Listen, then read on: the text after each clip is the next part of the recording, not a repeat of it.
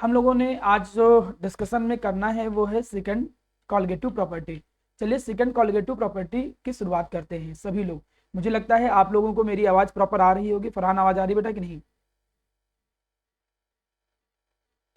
चलो देखो, मेरे सामने जो सेकंड प्रॉपर्टी है एक सेकंड कॉलिगेटिव प्रॉपर्टी है। मैंने पिछली क्लास में आप लोगों को यह बताया था कि कॉलिगेटिव प्रॉपर्टी होती क्या चीज है। कॉलिगेटिव प्रॉपर्टी ऐसी प्रॉपर्टी होती है जो केवल और केवल नंबर ऑफ सॉल्यूट पार्टिकल पे डिपेंड करती है, ना कि उसके नेचर पे। मतलब जैसे कि आपके चार कॉलिगेटिव प्रॉपर्टी के बारे में बोला गया था, एक elevation in boiling point, depression in freezing point, osmotic pressure, इस तरीके से आपको बताया गया था relative lowering in vapour pressure. जिसमें से पिछली क्लास में मैंने एक कॉलिगेटिव प्रॉपर्टी डिस्कस की थी, वो था relative lowering in vapour pressure. आज हमारे सामने एक दूसरी कॉलिगेटिव प्रॉपर्टी है जिसका नाम है एलिवेशन इन बॉइलिंग पॉइंट। तो चलिए हम एलिवेशन इन बॉइलिंग पॉइंट की शुरुआत करते हैं।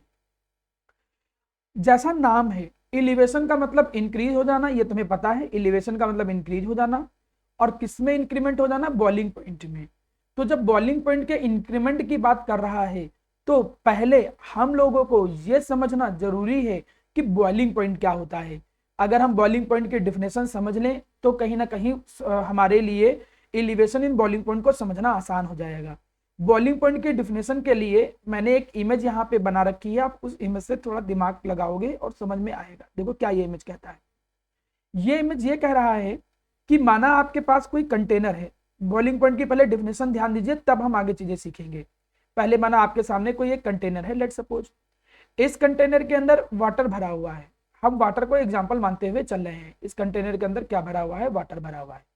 जब तुम लोग 9th क्लास में थे या जूनियर क्लास में थे, 11 में थे, तो बॉइलिंग पॉइंट की एक डिफिनेशन याद करते थे कि बॉइलिंग पॉइंट वो टेम्परेचर होता है जिसपे कोई लिक्विड कन्वर्ट होना चालू होता है, किसमें? गैस में।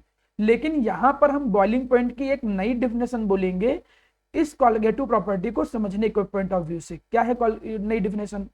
कई सारे बच्चों को वो पता भी होगा कि बॉइलिंग पॉइंट जो होता है ये एक ऐसा टेम्परेचर होता है, it can be defined as the temperature at which, ऐसा टेम्परेचर मेरा प्यारा बच्चा जिस पर एट विच जो लिक्विड का वेपर प्रेशर होता है, एट विच लिक्विड वेपर प्रेशर, जिस पर जो लिक्विड का वेपर प्रेशर होता है वो इक्वल हो जाए। Eight which the liquid vapour pressure become equal, वो क्या हो जाए मेरा प्यारा बच्चा? इक्वल हो जाए। किसके इक्वल हो जाए? Become equal to atmospheric pressure, जिस पे एटमॉस्फेरिक प्रेशर। इस बात को थोड़ा ध्यान से समझिएगा। अब इसको समझाता हूं। ये तो डेफिनेशन हो गई कि वो टेम्परेचर जिसपे लिक्विड का वेपर प्रेशर एटमॉस्फेयर के वेपर प्रेशर के बराबर हो जाए। थोड़ा ध्यान दो, कैसे समझोगे आप? ऐसे समझो कि माना जब हमने थोड़ा थोड़ा इसको हीट करना चालू किया, जब हल्का सा हीट किया, तो हल्का सा हीट करने पे क्या हुआ प्यारा बेटा कि जो लिक्विड के पार्टिकल हैं, यहाँ जो लिक्विड के पार्टिकल थे, इनकी काइनेटिक एनर्जी थोड़ी बढ़ जाएगी, क्योंकि ये तो नियम ही है। Energy neither be created not be destroyed can be converted into one form to the another form. मतलब जो एनर्जी किसी को तुम दोगे वो एनर्जी ऐसे नहीं खत्म हो जाएगी, वो ट्रांसफर हो सकती है, किसी दूसरे को मिलेगी, वो अपना रूप बदल सकता है। लेकिन energy, law of conservation of energy ये कहता है energy neither be created nor be destroyed. तो जो एनर्जी तुम हीट की फॉर्म में दे रहे थे, ये तो पक्का है कि वो एनर्जी लेगा कौन? ये लिक्विड के पार्टिकल लेंगे। अब लिक्विड के पार्टिकल को जब एनर्जी मिल जाएगी तो वो क्या करेंगे? जैसे लिक्विड के पार्टिकल को एनर्जी मिलेगी तो वो वाइब्रेट करना चालू कर देंगे। दे स्टार्ट वाइब्रेटिंग, वो क्या करना शुरू कर देंगे मेरा प्यारा बच्चा? वाइब्रेट करना स्टार्ट कर देंगे। मतलब जब वाइब्रेट करना स्टार्ट कर देंगे थोड़ी सी एनर्जी मिल जाएगी। जब एनर्जी मिलेगी तो जब किसी को थोड़ी भी एनर्जी मिलती है ना, तो वो फिर अपनी लिमिट भूल जाता है। फिर वो उस लिक्विड वाले रीजन को छोड़ के बाहर जाने की कोशिश करेगा। वो सोचेगा क्यों ना हम बाहर चले जाएं, और ऊपर निकलने की कोशिश करेगा। तो ये लिक्विड नीचे से ऊपर की तरफ एक प्रेशर लगाएगा, जिस प्रेशर को हम एक नाम देंगे वेपर प्रेशर ऑफ लिक्विड। लेकिन अभी ये लिक्विड के जो पार्टिकल हैं ये बाहर निकल नहीं पाएंगे। क्यों नहीं निकल पाएंगे? क्योंकि ऊपर से प्रेशर ज्यादा लग रहा है। कितना लग रहा है? 1 atm प्रेशर। यहां देखो, अंदर जो प्रेशर क्रिएट हुआ वो थोड़ा क्रिएट हुआ, देखो। और ऊपर प्रेशर कितना लग रहा है? ज्यादा। मतलब ऐसा समझो, ऊपर का प्रेशर 1 atm है, नीचे क्रिएट कितना हुआ? 0.3 atm। एक एग्जाम्पल के थ्रू, ठीक है जी। अब तुमको गुस्सा आ गई, तुम और हीट किए, तुमने और हीट किया मतलब हीट करना चालू कर दिया, तो मतलब टेम्परेचर बढ़ने लगेगा। यही तो नियम है, जितना हीट करोगे उतना टेम्परेचर बढ़ेगा। पहले जहां टेम्परेचर 25 था, अब टेम्परेचर 70 तक पहुंच गया।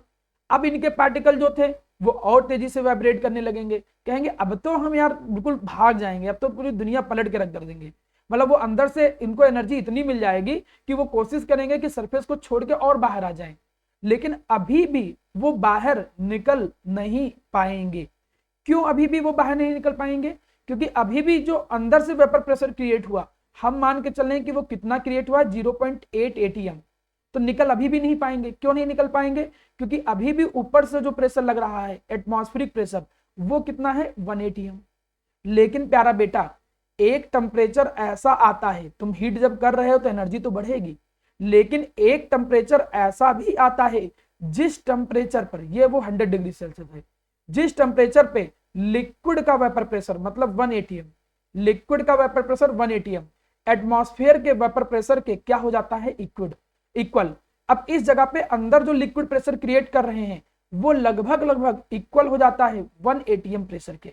जैसे इक्वल हो जाएगा, लगभग क्या, जब इक्वल होगा तभी, केवल वही कंडीशन है जिस कंडीशन पे इनको परमिशन मिलती है कि वो निकल पाएंगे।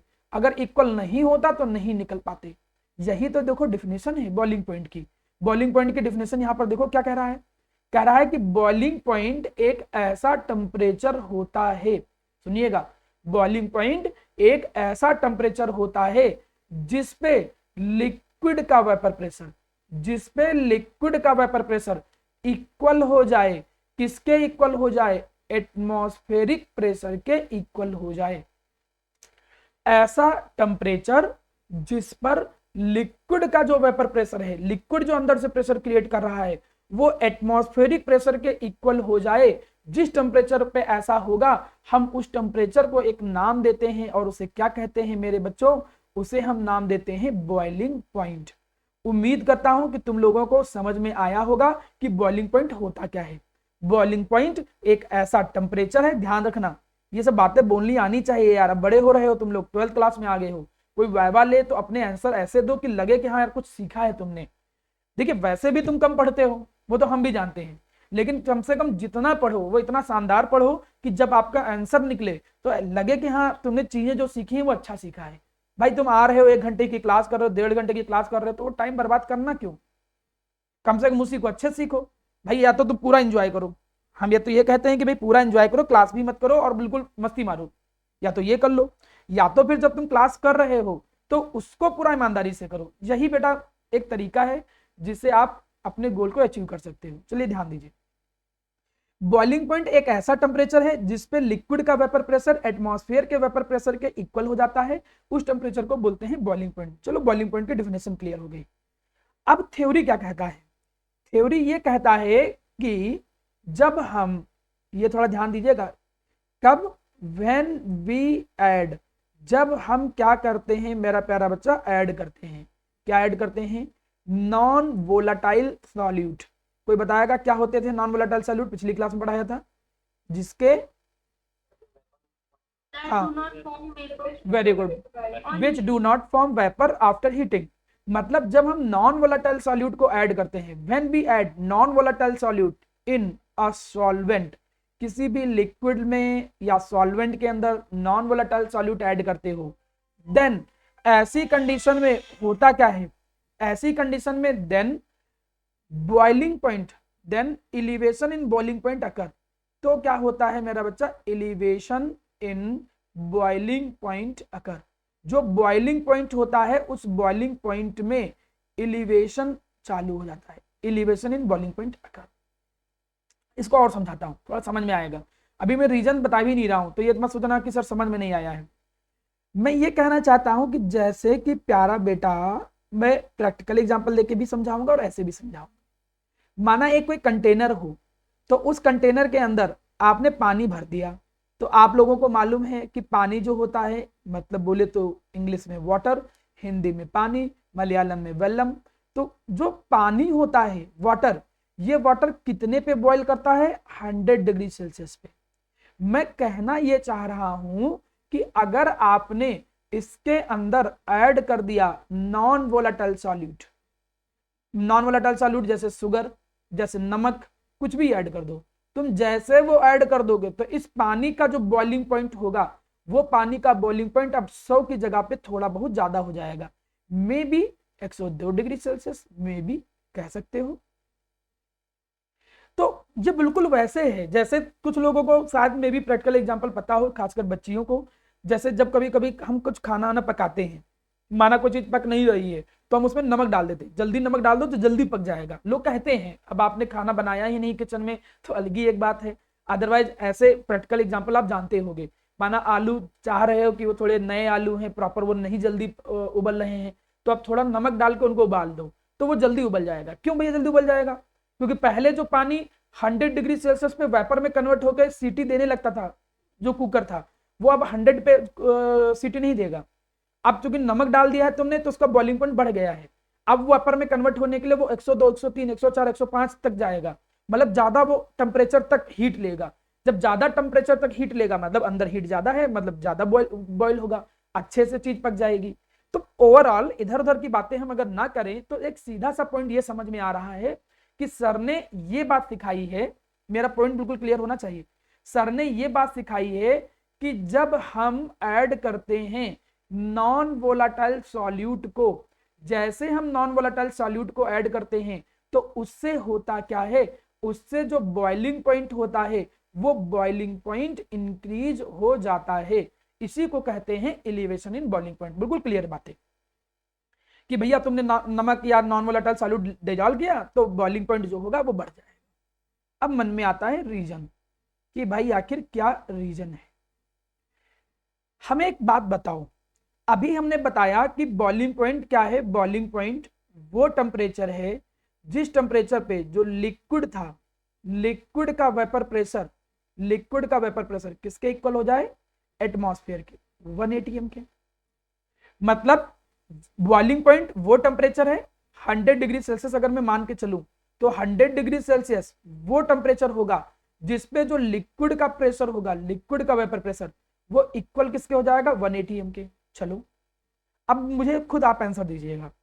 मुझे एक बात बताओ कि अगर एज वी ऐड, अगर हम ऐड कर रहे हैं, क्या ऐड कर रहे हैं मेरे बच्चों, नॉन वोलाटाइल सॉल्यूट, अगर हम नॉन वोलाटाइल सॉल्यूट को क्या कर रहे हैं, ऐड कर रहे हैं, तो मुझे जरा आप बताएं ये कि जो लिक्विड का वेपर प्रेशर होता है वो क्या हो जाएगा, कम हो जाएगा, वेरी गुड, डिक्रीज हो जाएगा, वो डिक्रीज हो जाएगा, vapour pressure of liquid decreases.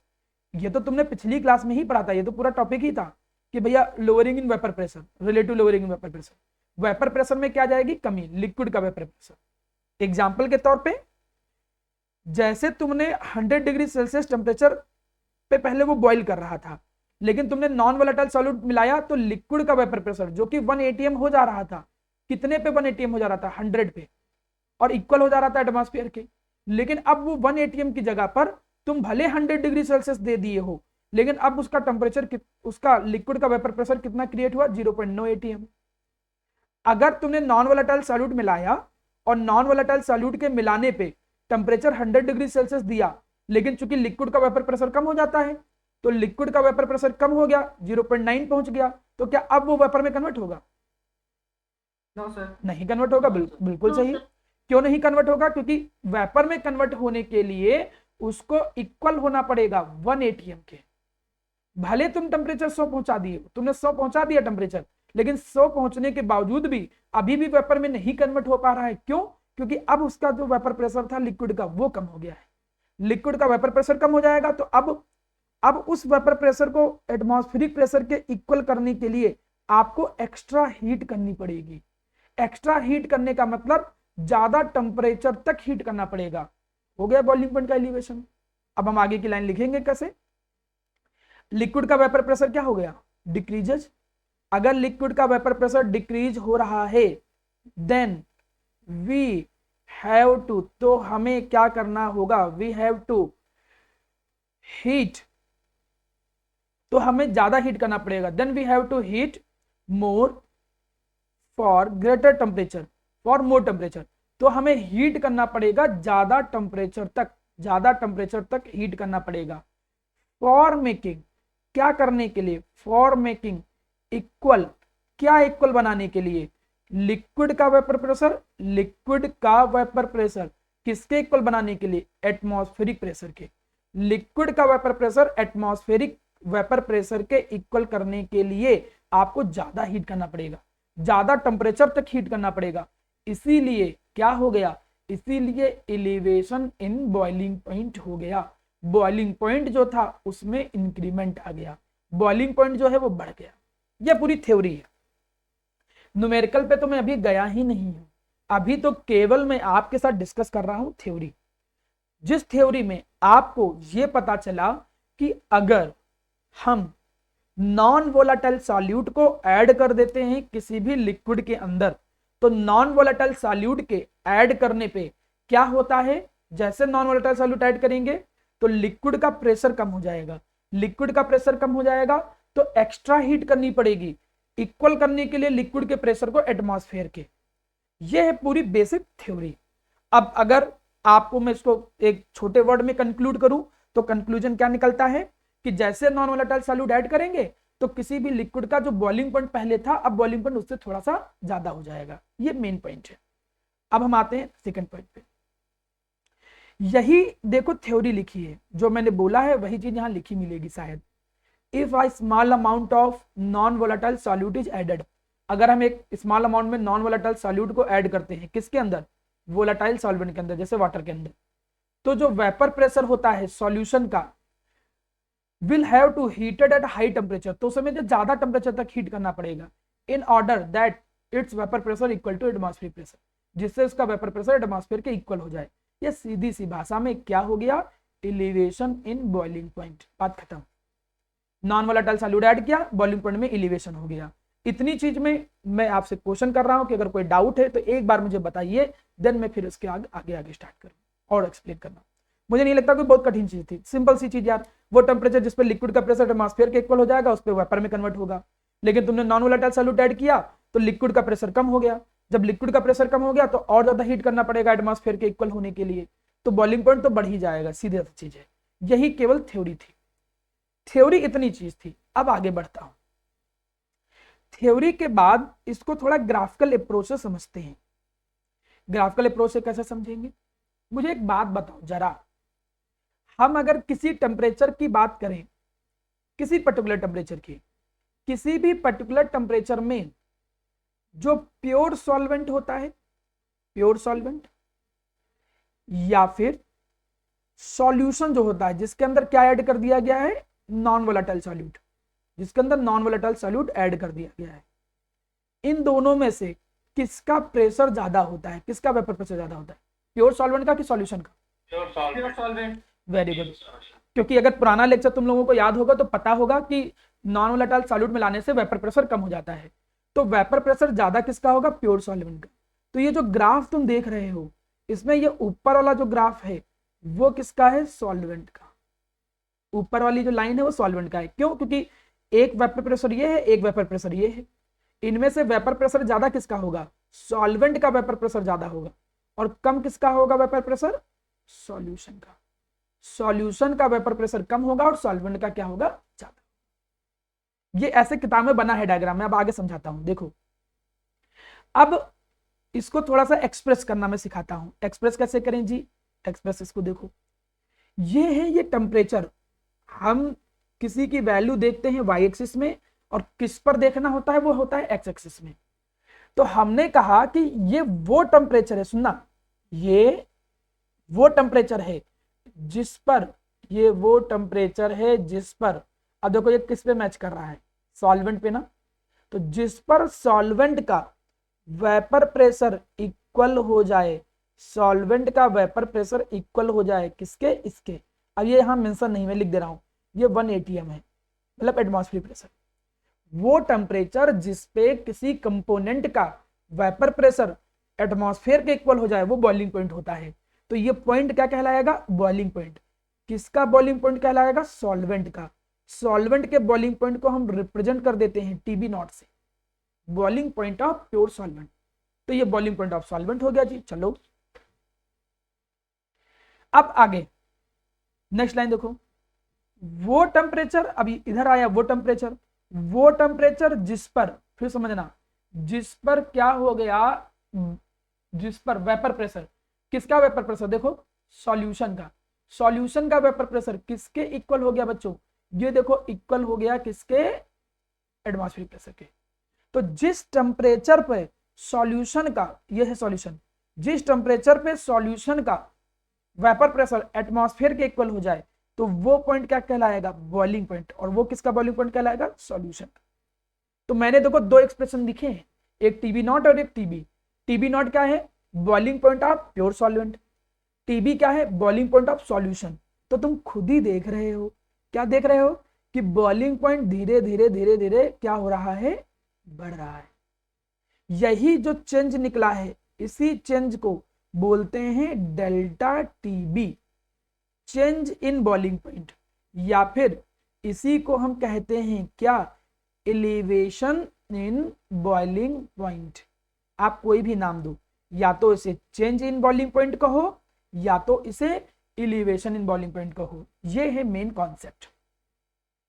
Graphically explain करना हो, देखो देखो हम पढ़ा तो रहे हैं, आता बोर्ड में न्यूमेरिकल ही ज्यादा है, लेकिन क्या भरोसा क्वेश्चन ऐसे आ जाए, explain the elevation in boiling point 2 number में। अब 2 नंबर में अगर आ गया एक्सप्लेन इन बॉइलिंग पॉइंट तो क्या क्या लिखोगे, वही जो सिखाता आ रहा हूं वही तो सब लिखोगे कि नॉन वोलेटाइल सॉल्यूट को ऐड कर दिया तो लिक्विड का वेपर प्रेशर कम हो गया, तो हमें ज्यादा हीट करना पड़ेगा उसको इक्वल करने के लिए एटमॉस्फेयर के, इसीलिए बॉइलिंग पॉइंट एलिवेट हो जाता है, बढ़ जाता है।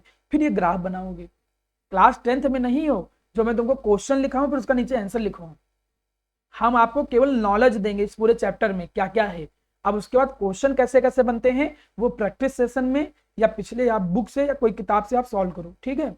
और उसके बाद मैं खुद भी प्रैक्टिस कराऊंगा, ऐसा नहीं कि मैं प्रैक्टिस कराऊंगा नहीं, केवल पढ़ाता जा रहा हूं, लेकिन पहले पढ़ाने वाला कंटेंट देन उस पर चर्चा। देखो यह है ग्राफिकल अप्रोच। अब इसके हम फॉर्मूले क्रिएट करेंगे for the purpose of numerical. Numerically purpose के लिए ये देखा गया कि जो डेल्टा टीबी था जो कि एलिवेशन इन बॉइलिंग पॉइंट है, ये देखा गया कि भैया ये मोलालिटी के डायरेक्टली प्रोपोर्शनल है, एम स्मॉल एम, मोलालिटी नहीं मोलालिटी। इक्वेशन नंबर 1 देखा गया कि भैया डेल्टा टीबी जो है वो मोलालिटी के डायरेक्टली प्रोपोर्शनल है। जैसे भाई ये डायरेक्टली प्रोपोर्शनल साइन हटाया गया तो एक कांस्टेंट आता है, यहां पर वो कांस्टेंट क्या आया, के बी इंटू एम।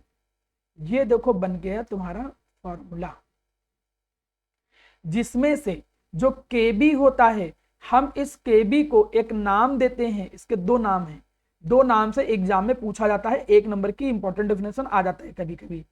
इसे या तो हम कहते हैं मोलल एलिवेशन कांस्टेंट, या तो हम इसे कहते हैं मोलल एलिवेशन कांस्टेंट, ये पहली बात हो गई। या फिर इसी का ही एक नाम है, इसको कहते हैं इबिलियोस्कोपिक कांस्टेंट, इसका ही एक नाम है इबिलियोस्कोपिक कांस्टेंट। ये पूछ लिया जाता है, 1 नंबर का अच्छा क्वेश्चन है, 1 मार्क्स में मैं देखा हूं कि बोर्ड में कई बार पूछा गया है, ये स्कूल में आ जाता है, अच्छा पॉइंट है। अब मेरी बात सुनना सभी लोग, केवल मैं इस चैप्टर की बात नहीं कर रहा हूं, केवल मैं इस सब्जेक्ट की बात नहीं कर रहा हूं, कहीं भी अगर किसी भी कांस्टेंट को डिफाइन करना हो, सुनना मेरी बात, किसी भी कांस्टेंट को डिफाइन करना हो तो करते क्या है, इधर हम करते हैं, इधर हम रीड करते हैं, इधर को पढ़ो और इधर को क्या कर दो, यूनिटी। अब देखो डेफिनेशन क्या हमने लिखा, हम कहेंगे, देखो इसको ऐसे लिखेंगे, it can be define as, it can be define as, उधर वाले को हम पढ़ेंगे, कैसे पढ़ेंगे, it can be define as, ये चीज है क्या, elevation in boiling point. It can be define as the elevation in boiling point, कितना एलिवेशन हुआ है किसमें, बॉइलिंग पॉइंट में। It can be define as the elevation in boiling point, elevation in boiling point किसका, of molality 1 molal solution. जब molality 1 कर दो तो क्या लिखोगे, 1 मोलल सॉल्यूशन। कितनी आसान डेफिनेशन है, कहां कठिन है भैया, तरीका तो पता होना चाहिए ना कि डिफाइन कैसे करते हो, कॉपी में देखो लिखने का तरीका वे पता होना चाहिए। डिफिनेशन आई, इबिलियोस्कोपिक कांस्टेंट को डिफाइन करो, तो हम कहेंगे ebullioscopic constant can be defined as the elevation in boiling point, left को रीड किया, when molality of solution is 1, चाहे ऐसे लिखो या कहो ऑफ 1 मोलल सॉल्यूशन, दोनों पे आपको नंबर और मार्क्स पूरे मिलेंगे। चलो जी, ये समझ में आ गया, आगे बढ़ते हैं। फॉर्मूले को थोड़ा और मॉडिफाई करते हैं। यहां पर मोलालिटी का फॉर्मूला ओपन कर दिया, जैसे मोलालिटी का फॉर्मूला ओपन किया शुरू वाले लेक्चर में पढ़ाया गया है, नहीं पढ़ा हो तो यूट्यूब के लेक्चर पे जाइए, ऑक्सफोर्ड एजुकेशन पे, वहां पर सारे लेक्चर पढ़े हैं, पुराने वाले देख लीजिए। ये आपकी अपनी नैतिक जिम्मेदारी है कि पुराने लेक्चर्स आपको पता होने चाहिए।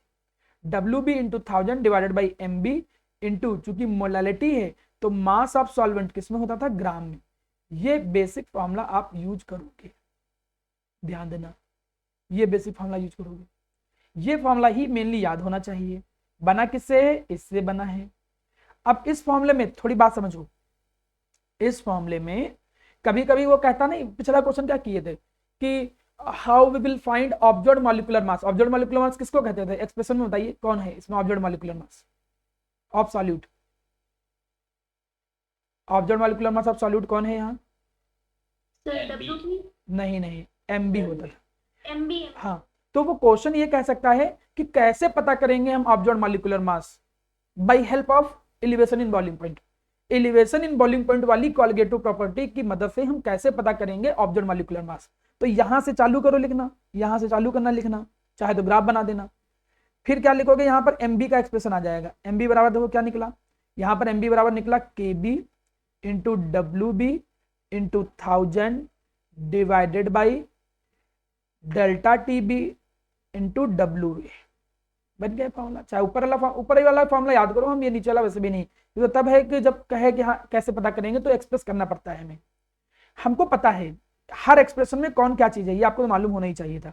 डेल्टा TB क्या था, डेल्टा TB था, हाँ वेरी गुड, ये था एलिवेशन या इंक्रीज इन बॉइलिंग पॉइंट या change in boiling point. KB पता है, ऊपर लिखा है एबिलोस्कोपिक कांस्टेंट। WB क्या होता था बताओ जरा, हाँ मास या फिर weight of solute, very good बच्चों, मास या फिर वेट ऑफ सॉल्यूट। MB क्या होता था बताओ, molar mass of solute. Very good बच्चों, ये होता था मोलर मास ऑफ सॉल्यूट। और यहाँ पर जो WA होता था उसे हम बोलते थे मास ऑफ सॉल्वेंट। ठीक है, सभी लोग ईमानदारी से मेहनत से प्रैक्टिस किया करो, जिससे मैं पूछूं वो तो बताया ही करो, बाकी लोग भी कोशिश किया करो इंटरेक्टिव क्लास रहे। मैं आने वाली क्लास में यहाँ पर एक और डिस्प्ले रख दूंगा, आपका कैमरा ऑन करवा दूंगा अगली क्लास से, तो मैं आपके फेशियल एक्सप्रेशन देख के मैं खुद ही क्वेश्चन पूछ लिया करूंगा, ठीक है, नाम लेके। धीरे धीरे चीजें इंप्रूव हो जाएंगी, परेशान मत हो। अब कहानी क्लियर हो रही है। अब न्यूमेरिकल जब आएगा तो देखो, एक न्यूमेरिकल खुद देखो, यहाँ डेल्टा TB 1 हो गया, 2 हो गया, 3 हो गया, 4 हो गया, 5 हो गया। अब पहला जो न्यूमेरिकल है उनमें से 5 चीजों में से कोई 4 दे देगा, एक चीज निकालने कहेगा। 5 टाइप के तो न्यूमेरिकल ऐसे ही हो गए, कोई कठिन थोड़ी पूछ लेता, कोई बहुत भूत बना के क्वेश्चन पूछ लेगा या कुछ भी, ना ना ना, सिंपल 5 चीजों में से कोई 4 चीज दे देगा, एक चीज पूछ लेगा, नॉर्मल फॉर्मूला है, खाली वैल्यू रखो प्रॉपरली, आंसर निकाल दो। अब कुछ समझदारी वाली बातें, अब यहां पर हम कुछ लिखेंगे समझदारी वाली बातें, मतलब कुछ ऐसे पॉइंट जिसको आप नोट डाउन करना है। क्या नोट डाउन करना है, आप जब न्यूमेरिकल करने जा रहे होगे तो ऐसा नहीं है कि डेल्टा TB माना दिया हुआ है या तुमने निकाला, कैसे डेल्टा TB निकालोगे, final boiling point minus initial boiling point घटा के निकालोगे। ऐसा नहीं भैया कि डेल्टा TB जो दिया गया है वो दिया गया है 0.5 डिग्री सेल्सियस। अब यहाँ पे पता है कि भैया ये चेंज इन बॉइलिंग पॉइंट रखना होता है केल्विन में, तो ये नहीं कि मारे खुशी के इसमें 273 ऐड करने लगे, ना ना ना, ये बिल्कुल मत कर देना। पता होना चाहिए, क्या पता होना चाहिए कि जो चेंज होता है, जो भी चेंज होता है वो डिग्री सेल्सियस में, जो चेंज होता है वो इक्वल होता है डिग्री सेल्सियस में एंड केल्विन में, दोनों। भैया तुम 100 डिग्री सेल्सियस था, 100 से 110 कर दिए तो चेंज आया 10 डिग्री सेल्सियस, तो केल्विन में जब करोगे तो 100 हो गया 373 और 110 हो गया 383, वहां भी तो 10 केल्विन आया। तो चेंज जो होता है वो डिग्री सेल्सियस केल्विन दोनों में इक्वल होता है। ये नहीं कि चेंज को केल्विन में रखना है, ये तो रखना ही होता है, तो चेंज को केल्विन में रखने के लिए पता चला कि तुम प्लस 273 कर दो, नहीं, ये नहीं करना है। ये भी बात नंबर 1। ये हुआ नोट नंबर 1। ठीक, नोट नंबर 2, दूसरी समझदारी वाली बात। दूसरी समझदारी वाली बात क्या है? वो कहेगा तुमसे कि find the change in boiling point, तब तो डायरेक्ट यही पूछ रहा है दिया, कह रहा है कि चेंज इन बॉइलिंग पॉइंट निकालो, मतलब क्या कर रहा है, डेल्टा टीबी, यही हुआ ना, चेंज इन बॉइलिंग पॉइंट मतलब यही निकालो, आंसर हो गया। लेकिन अगर वो कहे कि सॉल्यूशन का बॉइलिंग पॉइंट क्या हो गया, what will be the boiling point of solution, अब सॉल्यूशन का बॉइलिंग पॉइंट कितना है, तो कैसे निकालो, सॉल्यूशन का बॉइलिंग पॉइंट हो जाएगा टीबी, जो पहले था लिक्विड का, उसमें जितना इंक्रीज हुआ है, जितना चेंज हुआ है, उसको क्या कर दोगे, ऐड कर दोगे, जो चेंज हुआ है जैसे उसको ऐड करोगे, तो अब कितना है सॉल्यूशन का बॉइलिंग पॉइंट नाउ, अब कितना बॉइलिंग पॉइंट है वो निकल के आ जाएगा। तो तुम्हें डेल्टा टीबी में डेल्टा टीबी को टीबी नॉट में जोड़ना होगा। और एक मैं बात बता दूं इंटरेस्टिंग, डेल्टा टीबी दिया नहीं होगा। क्यों डेल्टा टीबी नहीं दिया होगा? क्योंकि यहां पर वाटर ही हमेशा लिक्विड का काम करेगा। क्या आपको वाटर का बॉइलिंग पॉइंट नहीं पता है? कितना होता है वाटर का बॉइलिंग पॉइंट, बताओ? 100। तो आपको चूंकि केल्विन में चलता है, तो आपको खुद ही 373 केल्विन खुद रखना पड़ेगा, और उसमें जो डेल्टा टीबी आया होगा उसको जोड़ देना होगा। वो तुमको क्वेश्चन नहीं बोलेगा, ये तुमको अपने आप अंडरस्टैंड करना पड़ेगा, खुद समझना पड़ेगा कि डेल्टा टीबी 373 है, उसमें delta TB sorry TB naught 373 है, डेल्टा टीबी निकाल को ऐड कर दो, और अब कितना बॉइलिंग पॉइंट होगा सॉल्यूशन का, वो ऐसे निकलेगा। सारी न्यूमेरिकल की अप्रोच, सारी थ्योरी आपकी नजरों के सामने है। इतनी ही अप्रोच जो होती है वो अप्लाई होती है आपके बोर्ड के पॉइंट ऑफ व्यू से, इससे ज्यादा कोई जरूरत नहीं पड़ता है। एक बात मैं और बता दूं, एक फॉर्मूला तुम यहां देख रहे होगे, केबी को कहते हैं एबिलोस्कोपिक कांस्टेंट या मोलर एलिवेशन कांस्टेंट। ठीक है, इस फॉर्मूले को मैंने साइड में इसलिए लिख रखा है क्योंकि इस पर बेस डायरेक्ट न्यूमेरिकल तो नहीं आता है कोई, लेकिन आजकल ऑब्जेक्टिव क्वेश्चन बनने लगते हैं। आपकी बुक में एक कोने में इसको दे दिया गया है कि केबी का फॉर्मूला ये होता है, लेकिन तुम्हें जरूरत नहीं पड़ती है बहुत ज्यादा। बस केबी का करेक्ट फॉर्मूला क्या है तब आपको ये जरूरत पड़ेगा, न्यूमेरिकल पर्पज में इसकी जरूरत ना के बराबर है, आया ही नहीं बोर्ड में कभी क्वेश्चन। लेकिन आप फॉर्मूला जरूर याद रखना कि केबी निकालना हो तो उसका मोलर मास, जिस भी लिक्विड की सॉल्यूशन की बात करें, into R gas constant, TB naught pure solvent का boiling point, into delta H vaporization. इस तरीके से क्या होता है केबी निकलता है। तो इसका एक्सप्रेशन याद रखना, खाली you have to learn only the expression, क्योंकि कभी कभी क्वेश्चन कहेगा केबी का करेक्ट एक्सप्रेशन कौन है, तब ये जरूरत में भी पड़ सकता है, अदरवाइज न्यूमेरिकल में जरूरत नहीं पड़ेगा। चलो जी, आर की क्या वैल्यू लेंगे? आर की वैल्यू बेटा टेम्परेचर है तो 8.314, क्योंकि ज्यादातर जूल में एनर्जी की बात करते हैं, तो आर की वैल्यू अलग अलग यूज होती है। वो जब तुम क्वेश्चन करोगे तो खुद ही आइडिया लगने लगेगा। ठीक है, एक दो बार बुक तो खुद खोलोगे। चल जी, आ गए हम अपने क्वेश्चन पे। हाँ बोलो मृदुल, कौन सा बेटा?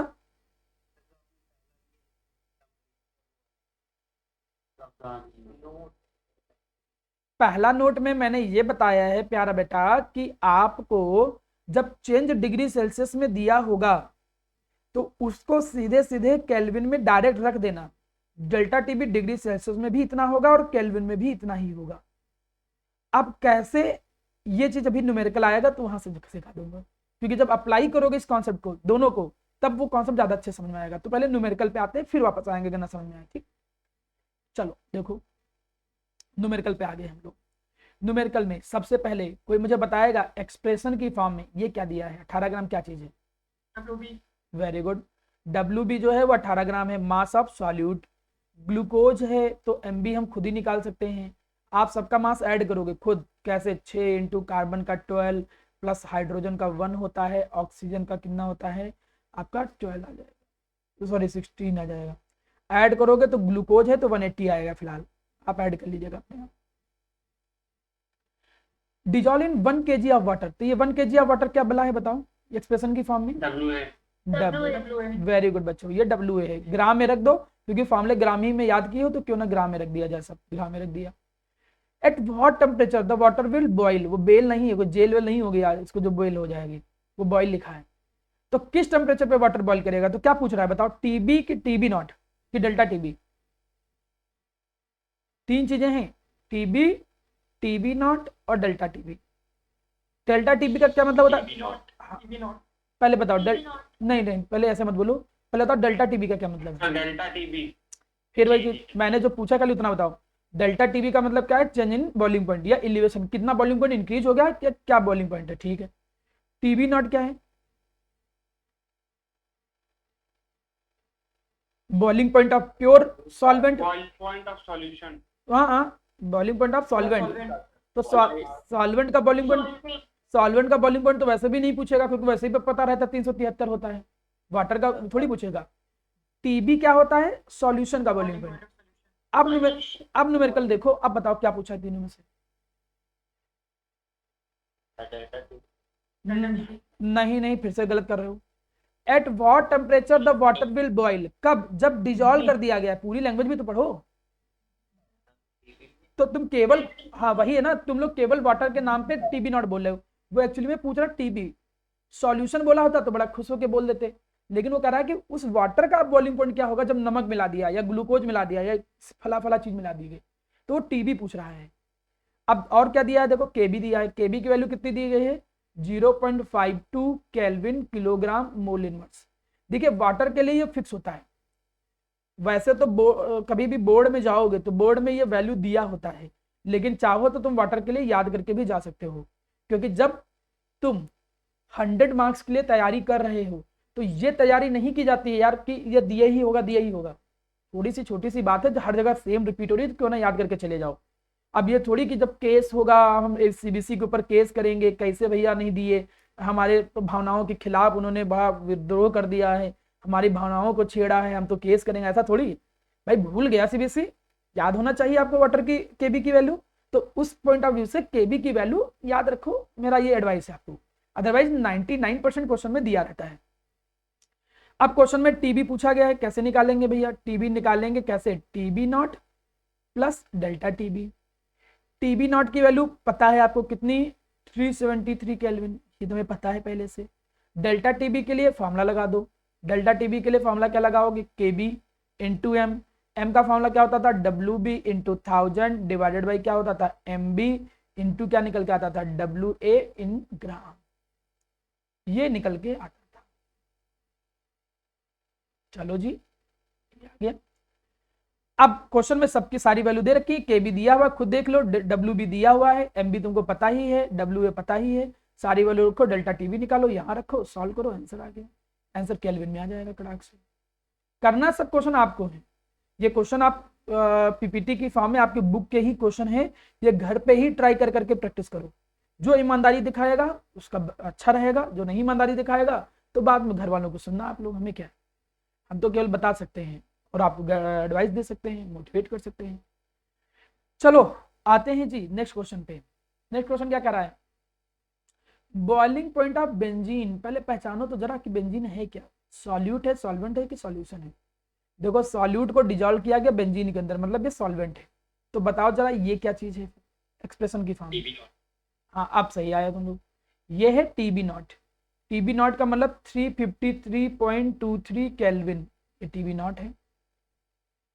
जब इतने ग्राम सॉल्यूट को डिजोल्व किया गया, इतने ग्राम सॉल्यूट को डिजोल्व करने का मतलब डब्ल्यू बी कितना है 1.80 ग्राम, किसके अंदर डिजोल्व किए 90 ग्राम बेंजीन के अंदर, मतलब डब्ल्यू ए कितना दे रखा है 90 ग्राम। यही करने का तरीका होता है कि क्वेश्चन करते रहो और आपको पहले सारी वैल्यू लिख लो जो जो दी है, and boiling point is raise to this, यहां तक इंक्रीज हो गया है, तो ये सॉल्यूशन का बॉइलिंग पॉइंट है, टीबी है 354.11 kelvin. Calculate the molar mass of solute, MB निकालने को कह रहा है, अगर कब, अगर केबी बेंजीन का, देखो अब बेंजीन है तो इसके लिए फिर अलग हो जाएगा, वो थोड़ी रहेगा, 2.53 केल्विन किलोग्राम मोल इनवर्स। चलो क्या प्रॉब्लम है, अब क्वेश्चन करने चले, क्वेश्चन करने जब चले तो डेल्टा टीबी की वैल्यू निकाल लो। डेल्टा टीबी की वैल्यू कैसे निकालोगे, जो सॉल्यूशन का बॉइलिंग पॉइंट है माइनस ओरिजिनल वाला जो कम था, जैसे हाँ जैसे घटाओगे तो 344.11 माइनस 353.23, पूरे को सॉल्व कर लिया, सॉल्व कर लिया तो ये आया 8, यहाँ पे आ गया 8, यहाँ पे आपका आ जाएगा 0.88। अब 0.88 डिग्री सेल्सियस नहीं, अगर वो डिग्री सेल्सियस में था तब भी, फिलहाल तो केल्विन में दोनों, तो केल्विन आ गया, देखो ये डेल्टा टीबी की वैल्यू है। अब फॉर्मूला लगा दो जरा, डेल्टा टीबी का मैं फॉर्मूला लगा रहा हूँ, delta TB equal to K B into M, M का फॉर्मूला होता था डब्ल्यू बी इंटू 1000, याद होने चाहिए सारे फॉर्मूले, divided by MB into WA in gram.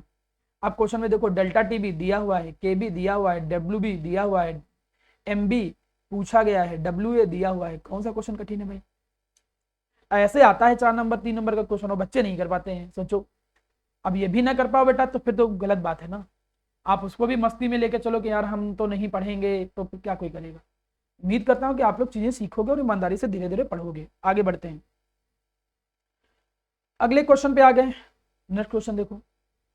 Next question में हम देख क्या रहे हैं, a solution is prepared by dissolving इतने gram oil of wintergreen methyl salicylate. तो उससे हमसे क्या मतलब है, बस इतना पता है कि सॉल्यूट है तो WB दिया है। WB कितना दिया है? 1.25 ग्राम। इन इतने ग्राम ऑफ बेंजीन, कितने ग्राम ऑफ बेंजीन है? 99 ग्राम। तो WA कितना हो जाएगा? 99 ग्राम ऑफ बेंजीन हो जाएगा। बॉइलिंग पॉइंट कितना है इस सॉल्यूशन का? 80.3 डिग्री सेल्सियस। तो बॉइलिंग पॉइंट ये दिया हुआ है आई थिंक सॉल्यूशन का कितना दिया है? 80.31। अब इसमें आपका डाउट क्लियर हो जाएगा बेटा Mridul. Determine the molar mass of the compound, MB पूछ रहा है। Boiling point of pure benzene मतलब TB नॉट कितना दिया गया है? 80.10 डिग्री सेल्सियस। क्वेश्चन में KB जो है वो दिया गया है 2.53 केल्विन किलोग्राम मोलर। क्वेश्चन में हमने किया क्या? क्वेश्चन में आपने एक काम किया कि सारी वैल्यू जो है, एक दो बच्चे बीच बीच में स्किप किए हैं क्लास तो उनका नुकसान होगा, ठीक, कुछ और पढ़ा दूंगा जैसे नुकसान हो जाए उनका जो जा रहा है। अब मेरा पहला अच्छा क्या हमने कहा कि फॉर्मूला लगाया, फॉर्मूले में डेल्टा TB का फॉर्मूला लगा दिया, डेल्टा TB इक्वल टू लगा दिया KB इंटू फॉर्मूला आपको पता है WB इंटू 1000 डिवाइडेड बाई क्या आ गया? MB इंटू WA ग्राम। अब क्वेश्चन में देखिए, क्वेश्चन समझना आपकी खुद की नैतिक जिम्मेदारी है। डेल्टा TB नहीं दिया है, डेल्टा TB निकालो। डेल्टा TB यहाँ दोनों में से घटा के निकालोगे तो 0.21 डिग्री सेल्सियस आएगा। हम मृदुल यही कह रहे थे कि उसी को केल्विन में रख देना, इतना ही लिख के, लेकिन दिखाना जरूर है वहाँ। डेल्टा TB कितना हो गया? 0.21 केल्विन। क्यों दिखाना जरूरी है? क्योंकि ये केल्विन में देखो चल रहा है। KB की वैल्यू दी है, WB दिया हुआ है, WA दिया हुआ है, MB निकालना है। वैल्यू सारी रखो, आंसर गेन कर लो।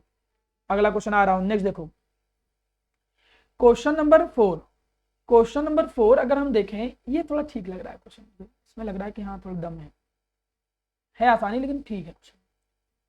For a dilute solution contain 2.5 gram of non volatile and non electrolyte solute, मतलब WB दिया गया है 2.5 ग्राम के। ये सॉल्यूट जो है उसको 100 ग्राम वाटर के अंदर डिजॉल्व किया गया है। 100 ग्राम वाटर का मतलब ये मास ऑफ सॉल्वेंट WA, तो ये कितना हो गया? 100 ग्राम हो गया। Elevation in boiling point at 1 atmospheric pressure इतना हुआ है। तो जो एलिवेशन इन बॉइलिंग पॉइंट है मतलब डेल्टा TB जो है वो डेल्टा TB कितना है? 2 डिग्री सेल्सियस। इसी को हम ले लेंगे 2 केल्विन। सेम चीज, the concentration of solute is much less lower than concentration of solvent, मतलब डाइल्यूट है। ठीक है, वैसे भी हम डाइल्यूट मान के करते ही हैं, कौन सा अलग कर लेते हैं। कह रहा है what is the vapour pressure of the solution, पूछ रहा है PS। ये अजीब है क्वेश्चन, हम फॉर्मूले में कहीं PS तो नहीं देखे हैं। फॉर्मूले में देखो PS तो नहीं देखा था, PS तुमने एक जगह देखा था, याद करो कहाँ PS देखा था तुमने? वो पुराने रिलेटिव लोअरिंग वेपर प्रेशर में फॉर्मूला क्या था? हाँ, PS minus P0A minus PS divided by P0A equal to होता था KB, जिसको फॉर्मूला याद है बहुत अच्छी बात, नहीं याद है तो देखो WB divided by MA divided by MB into WA इन ग्राम, ये फॉर्मूला याद था। और क्या क्या दिया है पहले सारी वैल्यू लिख लो जिससे बार बार परेशान ना होना पड़े। KB जो है वो 0.76 gram kilo kelvin kg mole inverse. पूछा क्या है? पूछा है PS, ये पूछा गया है। हमने पहले बोला था कि P0A जो है नहीं दिया होता है तो अपने आप मान लोगे 760 mmHg, जरूरत के अकॉर्डिंग खुद ही मानना होता है। अगर ये ATM में होता या ATM की बात कर रहा होता तो हम ATM में क्या मानते? हम ATM में मान लेते एक मिनट, हाँ देखो ये पूछा किसमें? mmHg में, तो इसीलिए हमने कितना माना? 760। ATM में हो पूछता तो ATM में रख लेते तब 1 हो जाता। ATM में P0A की वैल्यू कितनी हो जाती है? 1 हो जाती है। बार में 0.987, पास्कल में 10⁵ या 1.013 इंटू 2 10⁵। तो ये चलो क्लियर हो गया कि भैया ये तो चलो हमको पता ही है, पीएस पूछा गया है। अब बाकी चीज देखते हैं। डब्ल्यू बी दिया हुआ है क्वेश्चन में, MB MB MB MB MA molar mass of solvent. Solvent कौन है देखो जरा जल्दी से ढूंढो, वाटर। वाटर है तो वाटर का मोलर मास कितना होता है 18, ये भी हमें पता है भैया। 18। चलो MB molar mass of solute, ये तो पता ही नहीं यार, ये तो पता ही नहीं है। W A weight of solvent कितना है 100 ग्राम वाटर, ये भी दिया है 100 ग्राम वाटर। अगर हम लोगों को प्यारा बेटा यहाँ एमबी पता होता तो हम सारी वैल्यू रखते तो सीधे पीएस आ जाता, लेकिन एमबी भी नहीं है पीएस भी नहीं है। तो एमबी निकालने के लिए तुम फिर एक फॉर्मूला लगाओगे डेल्टा टीवी वाला। तो ये दो फॉर्मूले एक साथ यूज करवा लिया है, इसीलिए मैं इस फॉर्मूले को क्वेश्चन को थोड़ा ठीक कह रहा हूं, थोड़ा ठीक, क्योंकि इसमें दो बार फॉर्मूले यूज है। अब पहले एमबी निकालोगे, एमबी कैसे निकालोगे, पहले ये फॉर्मूला लगाओगे delta TB equal to K B into M. M का फॉर्मूला क्या है W B into 1000 divided by क्या है M B into W A in gram. इसमें डब्ल्यू बी दिया हुआ है, एम बी दिया हुआ है, सॉरी एम बी निकालना है, दिया कहाँ, डब्ल्यू ए जो है दिया हुआ है, के बी दिया हुआ है, डेल्टा टी बी दिया हुआ है। तो यहां से एम बी को क्या करो फाइंड करो, find m B from this formula, उठा के इस फॉर्मूले में रखो। जैसे इस फॉर्मूले में रखोगे तो पीएस निकल के आ जाएगा। समझ में आ गया कैसे करना है ये क्वेश्चन? Yes sir. चलो अगर ये क्वेश्चन तुम लोगों को समझ में आ गया फिर नेक्स्ट क्वेश्चन पे चलते हैं, देखते हैं और कौन कौन से क्वेश्चन है। एक क्वेश्चन, हाँ आयुषी बोलो। क्वेश्चन नंबर 3 थी कहाँ पे, बड़ा माइक बंद करो। तो बेटा क्वेश्चन नंबर 3 के लिए वीडियो देखिएगा दोबारा, ठीक है? आप सेलिब्रिटी थोड़ी हो कि आप नोट नहीं कर पाए तो आपको अलग से बताएंगे। तो क्वेश्चन नंबर 3 के लिए वीडियो अपलोड हो जाएगा, लिंक भेज दिया जाएगा, सभी बच्चों के लिए वही है, केवल आपके लिए नहीं। अगर आप क्वेश्चन के दौरान पूछते हो तो बिल्कुल बताया जाएगा, लेकिन क्वेश्चन के दौरान इधर उधर देख रहे हो, चाय पी रहे हो, कहीं किसी से बात करने चले गए, घूमने चले गए, फोन आ गया, कुछ आ गया, देन आपको दोबारा लेक्चर रिपीट करना पड़ेगा। थोड़ी मेहनत तो करो, फ्री में चाहते हो सर। नेक्स्ट देखो, लास्ट क्वेश्चन है, ये भी थोड़ा सा इतू सा डिफरेंट है इसलिए ये अलग से दिया गया है, ठीक। इसके बाद आज का ये जो टॉपिक है वो कंप्लीट हो जाएगा। फिर मैं टाइम देख ले रहा हूँ, 1 आवर हुआ है अभी, फिर टाइम है, मैं एक टॉपिक और डिस्कस कर सकता हूँ। फिर देखो इस क्वेश्चन में क्या बात किया गया है, the molar freezing point depression constant, ये दिया गया है। ओके ये थोड़ा सा क्वेश्चन जो है ये नेक्स्ट टॉपिक का आ गया है बेटा, तो पहले नेक्स्ट टॉपिक पढ़ा देते हैं देन करते हैं।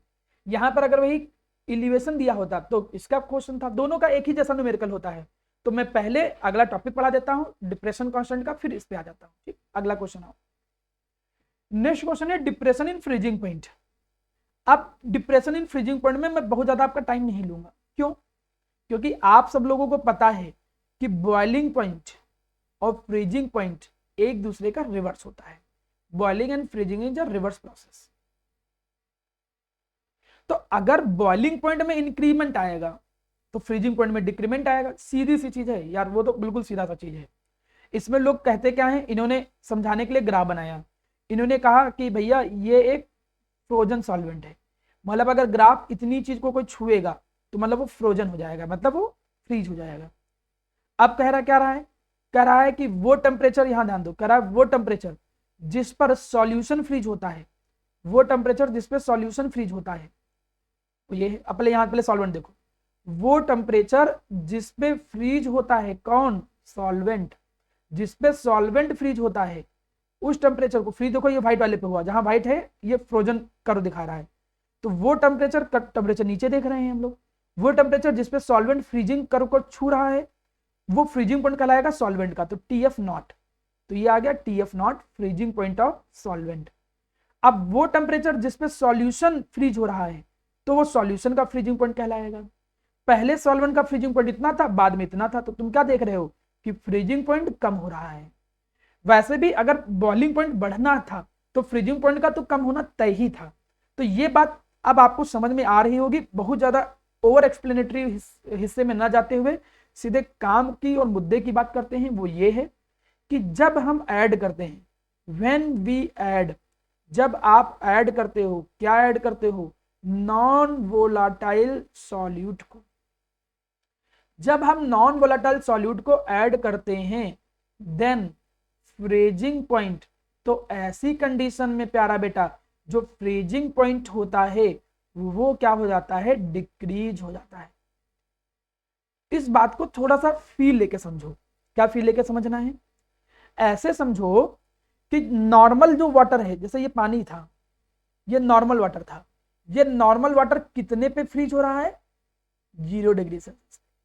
लेकिन अगर इसमें तुम नमक वमक मिला दो, नमक वमक मिला दो तो, या कोई नॉन वोलेटाइल सॉल्यूट मिला दो, तो अब उसका फ्रीजिंग पॉइंट कम हो जाएगा। अब वो 0 की जगह हो सकता है कि -3 डिग्री सेल्सियस पे फ्रीज करे, -3 डिग्री सेल्सियस पे फ्रीज करे। तो देखो फायदा क्या है, मेरी बात समझो।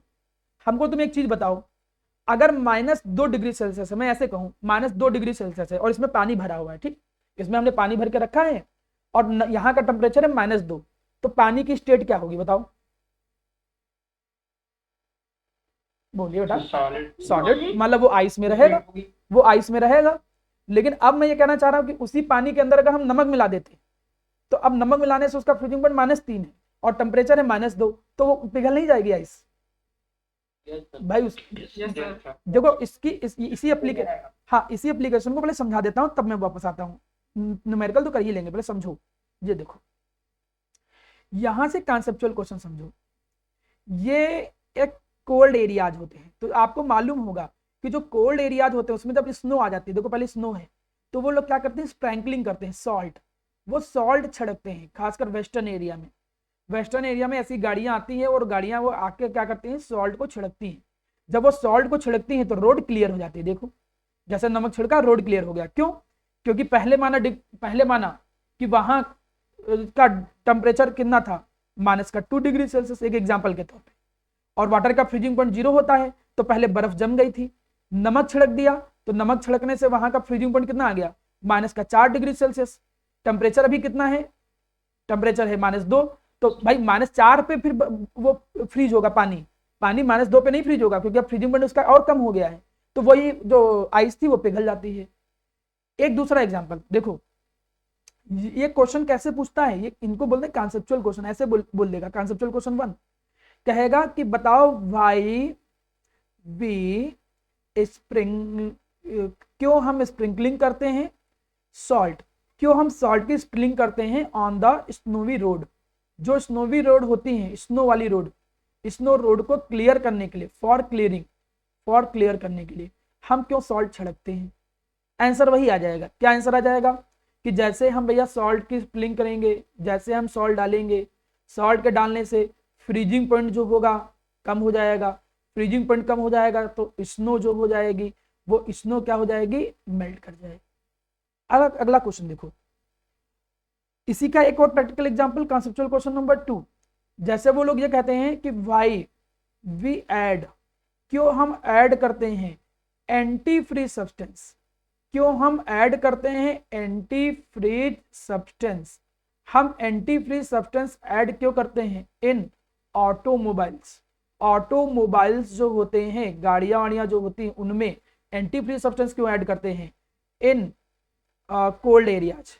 जो कोल्ड रीजन्स होते हैं उनमें एंटी फ्रीज क्यों डाला जाता है। एंटी फ्रीज इसलिए डाला जाता है क्योंकि अगर हम एंटी फ्रीज ना डालें तो वहां का टेम्परेचर इतना कम है कि वो क्या करेगा कि जो डीजल पेट्रोल है, हाँ डीजल और पेट्रोल है, वो फ्रीज कर जाएगा। जब वो मतलब फ्रीज कर जाएगा, और नॉर्मल गाड़ियों में को ठंडा रखने के लिए भी पानी डालते हो, वो भी फ्रीज कर जाएगा। तो जब वो फ्रीज कर जाएगा तो यार जब पेट्रोल डीजल फ्रीज कर गया तो गाड़ी कहाँ चलने वाली।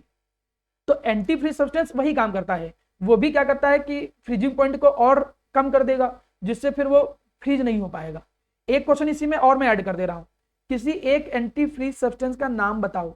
ये नाम याद रखना जो मैं बोलने जा रहा हूं, इसका नाम है इथाइलिन ग्लाइकोल। मे भी 1 नंबर में पूछ ले कि ये बताओ आप कोई भी एक एंटी फ्रीज सब्सटेंस का नाम बताओ, तो ethylene glycol. Formula ethylene glycol का क्या है, कुछ ऐसा, इथाइलिन ग्लाइकोल। तो इथाइलिन ग्लाइकोल मिलाते हैं, आते तो ऐसे ही देखो डिब्बे में, ऐसे डिब्बे में आते हैं। कहीं जाओगे तो कहेंगे एंटी फ्रीज सब्सटेंस दे दो भैया, तो डिब्बे में आएगा एंटी फ्रीज सब्सटेंस, गाड़ी में डालो तो कोल्ड एरिया में जाओ। ये नहीं कि कहीं कोल्ड एरिया में जा रहे हो, गाड़ी लिए घूमे पड़े हो, तो फिर वहीं पे बैठ के रोड साफ करोगे, कोई तुमको भिखारी समझ के पैसा भी देने लगेगा। ठीक, तो ध्यान रखिएगा। तो ये एंटी फ्रीज सब्सटेंस का कॉन्सेप्ट क्लियर हो गया। वापस आते हैं, ठीक मुद्दे पे वापस आ रहे हैं, ध्यान दीजिए। हाँ फरहान। सर एक और तो एप्लीकेशन था सर जो वो गांव में वो जो आइसक्रीम में कंटेनर हाँ अगर एक क्यों एप्लीकेशन है यार, तुम लोग सर्च, अरे बेटा सर्च करोगे तो एक नहीं बहुत सारी एप्लीकेशन मिलेंगी। मैं तो सर तो फिर उसमें सर तो वो बर्फ पिघल जाती है सारा नमक डालने से तो फिर वो तो जमी रहती नहीं बेटा पिघल कहाँ जाते हैं, बर्फ और थोड़ा नमक वमक डालने से ये रहता है उसका फ्रीजिंग पॉइंट कम हो जाता है, जल्दी रखे रखे वो नहीं फ्रीज होती, इसीलिए उसके अंदर थोड़ा नमकीन या हल्का सा सॉल्टी डाल देते हैं कुल्फी उल्फी के अंदर, तो वो जल्दी मेल्ट नहीं करती। अब निकाल दोगे तो यहाँ टेम्परेचर उतना थोड़ी है भैया, बाहर का टेम्परेचर समझ लो कितना है, 25 डिग्री सेल्सियस रूम टेम्परेचर। तो ये थोड़ी कि यहाँ निकाल के रख दिया तुमको, अरे कैसे फ्रीज हो जाएगी, हम तो नमक डाल के रखे हैं। नमक की वो कुल्फी नहीं है, कुल्फी में नमक नहीं होता, थोड़ा बहुत होता है, थोड़ा बहुत फ्रीजिंग पॉइंट कम करेगा। क्लियर है फरहान? क्या सोच रहे हो, कुल्फी उल्फी बेचने की सोच रहे हो क्या? है। हाँ सर। ठीक है चलो, अब न्यूमेरिकल पे आते हैं। कॉन्सेप्ट तो समझ में आ गया होगा कि नॉन वोलेटाइल सॉल्यूट के मिलाने से बॉइलिंग पॉइंट बढ़ जाता है लेकिन फ्रीजिंग पॉइंट कम हो जाता है। मैं इसमें कुछ एक्स्ट्रा इसलिए नहीं सिखाने जा रहा हूं क्योंकि जो वहां पर पढ़ा था सब कुछ वैसा यहाँ पे, बस अंतर क्या जाता है, एफ की जगह पे freezing, directly proportional to molality, directly proportional sign हटाए तो एक कांस्टेंट आ जाएगा, उस कांस्टेंट को बोलते हैं के एफ, वहां के बी था।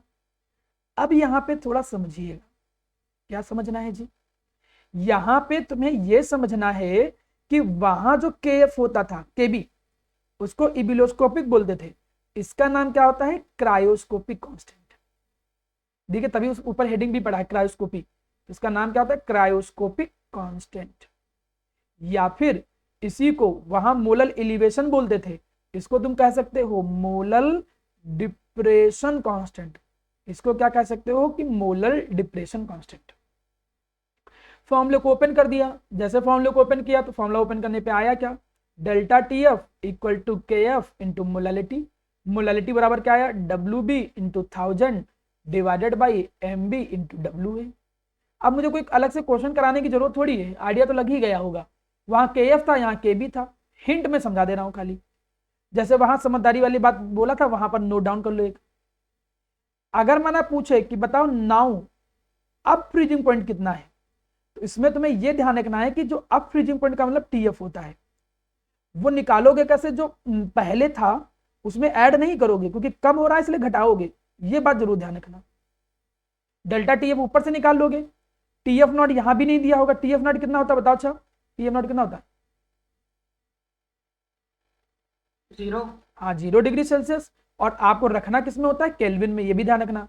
तो 273 खुद ही समझ लेना कि खुद ही तुमको रखना पड़ेगा, वो आपको बोलेगा नहीं, दे दे तो अच्छी बात है, आप पे एहसान कर रहा है न्यूमेरिकल या एग्जामिनर, लेकिन आपको खुद याद होना चाहिए कि टीएफ नॉट की वैल्यू 273 रख देंगे, 273 रखो, यहाँ पर टीएफ निकाल लो, टीएफ का मतलब अब सॉल्यूशन का फ्रीजिंग पॉइंट कितना है।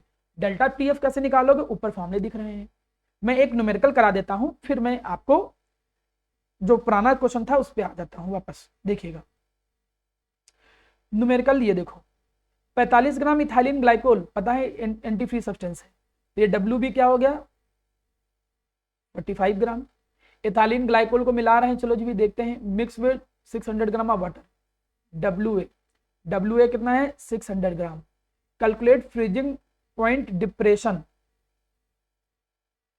And freezing point of the solution. थोड़ा सा क्वेश्चन प्रॉपर नहीं दिया गया है जो मुझे लग रहा है, क्वेश्चन में देखता हूं क्या है, के एफ की वैल्यू दी गई है 1.86 केल्विन किलोग्राम मोल इनवर्स, देख लेते हैं सारी चीजें।